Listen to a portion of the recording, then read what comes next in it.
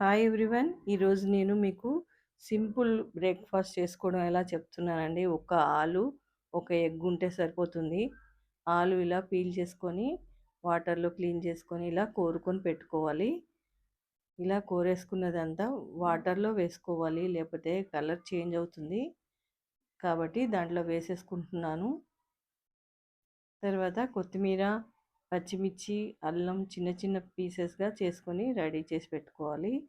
దీంట్లో ఏమైనా వెజిటబుల్స్ ఏసుకుంటే మీ ఇష్టమండి. నేనైతే ఏమి ఎయట్లేదు. చిన్న పిల్లలకి బాక్స్‌లో పెట్టడానికి కానీ, పెద్దవాళ్ళు బ్రేక్‌ఫాస్ట్ చేయడానికి కానీ ఇది ఎంతో హెల్తీగా ఉంటుంది.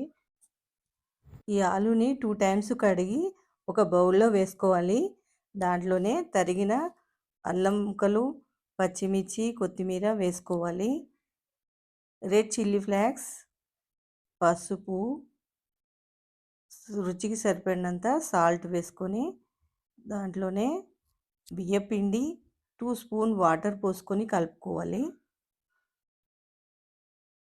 ఈజీ అండి. 2 మినిట్స్‌లో మనకి అయిపోతుంది ఈ బ్రేక్‌ఫాస్టు. ఏం చేయాలా అని ఆలోచన ఉన్నప్పుడు, ఏం లేనప్పుడు ఇలా చేసి పెట్టండి. దాంట్లోనే ఒక ఎగ్ వేసేసి బాగా కలిపేసి పక్కన పెట్టుకోవాలి. స్టవ్ వెలిగించుకొని దానిపై ప్యాన్ పెట్టి దాంట్లో 1 స్పూన్ ఆయిల్ సరిపోతుందండి. 1 స్పూన్ వేసుకోవాలి. ఇలా వేసేసి బాగా పలచగా చేసుకోవాలి. మరీ పలచగా కాదు, మందం కాదు, మీడియంలా ఇలా చేసేసుకోండి. ఈ వీడియో మీకు నచ్చినట్లయితే లైక్ చేయండి, సబ్స్క్రైబ్ చేయండి, షేర్ చేయండి. ఇలా చేసేసుకొని మూత పెట్టాలి. మీడియం ఫ్లేమ్‌లో పెట్టాలి.